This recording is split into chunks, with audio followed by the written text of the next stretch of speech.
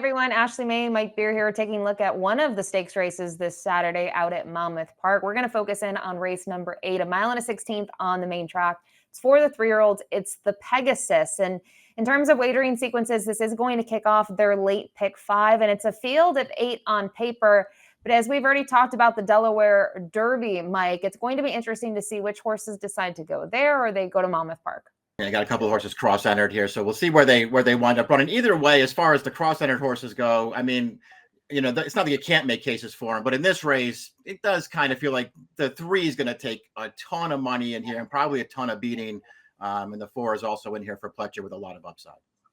And you can see here 2 of the 3 horses that are cross-under, they do not have a rider listed. Now we will look at the time form US pace projections here. So we mentioned going a mile and a 16th, but a fast pace is expected. And I think it's a little interesting to see this pace scenario in the sense that, Mike, the 6 Wild and Crazy Night obviously can be forward. The 3, we've seen it, the 5, I guess, but the 1 Kentucky Outlaw, I think could be closer than this suggests, especially with that inside draw. I agree. If this is where they wind up running, they don't go to Delaware with him and they break from the rail in this race. Don't be surprised if he's on the early lead here. Just, you know, break running and try to secure that inside position. Then we'll see, because as far as Garamond goes, who's going to be the favorite most likely. And yeah, he wired a field last time at Aqueduct, but that was not a fast pace. I'd be surprised if he was on a scent here.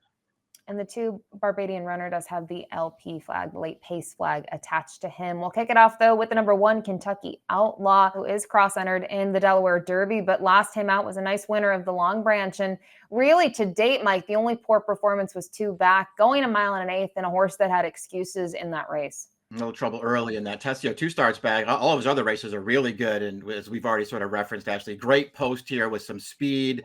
If this is where they decide to run him, this is not an easy race for him, but if they decide to run him here, he could easily improve enough to factor very strongly in this race.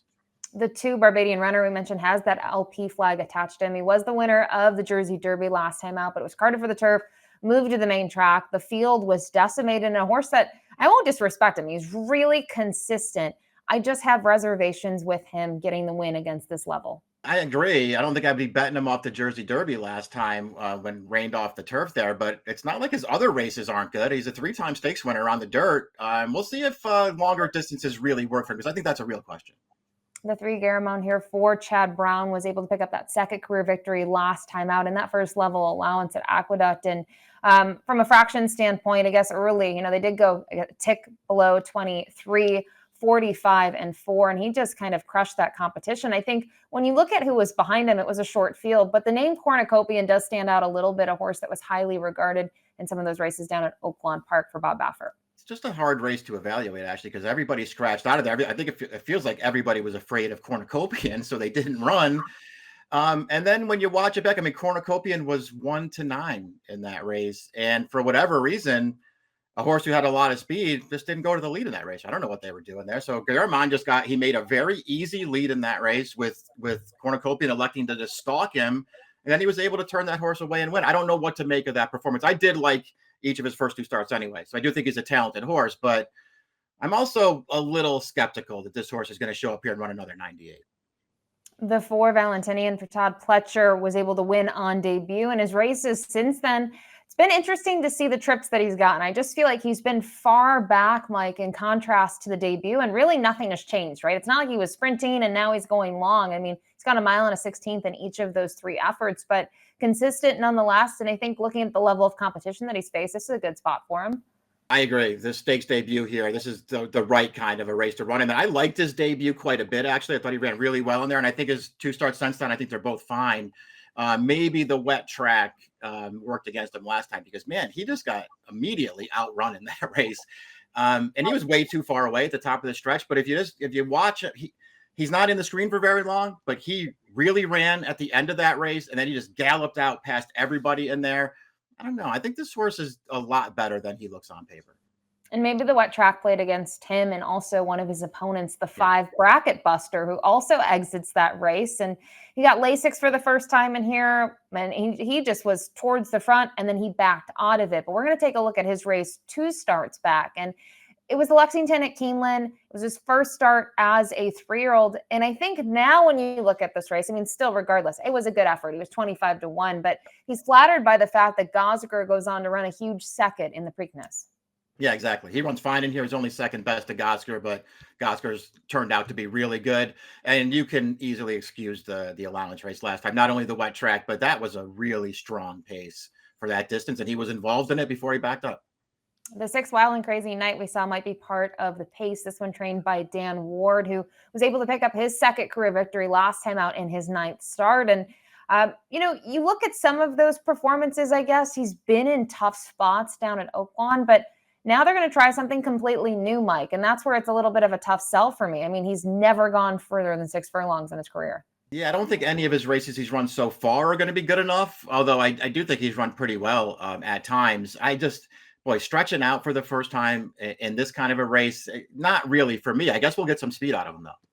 The 7, Just a Fair Shake. I'm a big fan of this horse. I think he just shows up to the dance every single time. And last time out, he was second to Crudo, and Crudo was much the best. And obviously, the connections of Crudo had a lot of faith in him and ran him in the Belmont. But looking at his efforts before then, I just think he's a handy horse. The main thing, though, he does need pace help. And I'd be curious to see if he gets it here. I think the pace will be quick enough. It's just, is the speed going to back out of it?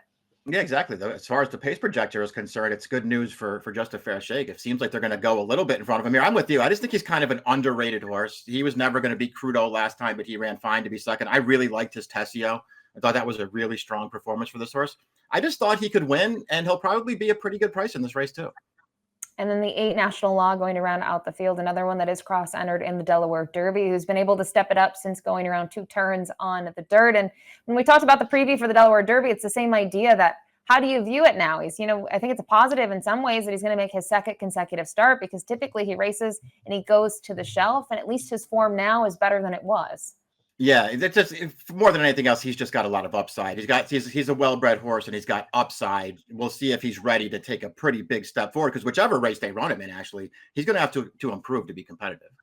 All right, that's the field for race number 8, the Pegasus, this Saturday at Monmouth Park. I mentioned it kicks off the late pick 5. It's also an all-stakes pick 5 that includes 2 graded stakes events and 2 races on the grass. So in terms of our top selections in here, it feels like there are maybe 2 or 3 horses to go with in terms of the top spot.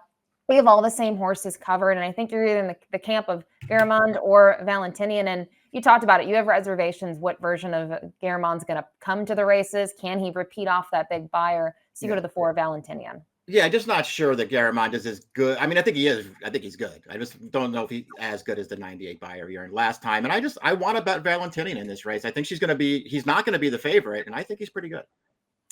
I agree with you about Garamond in the terms of that performance last time out. Is that 98 really going to happen again? It feels a little inflated, but I will say I agree with what you said about his other races. I like his other races. I actually really like his Gotham effort. And I know Flood Zone maybe hasn't lived up to his hype, but I still think he ran very well, stretching out from 6.5 to a mile when you look at the Gotham performance. So 4, 3, 7, 5 for Mike. Same horses for me, different order. 3, 5, 7, 4. It is race number 8 this Saturday at Monmouth. Good luck.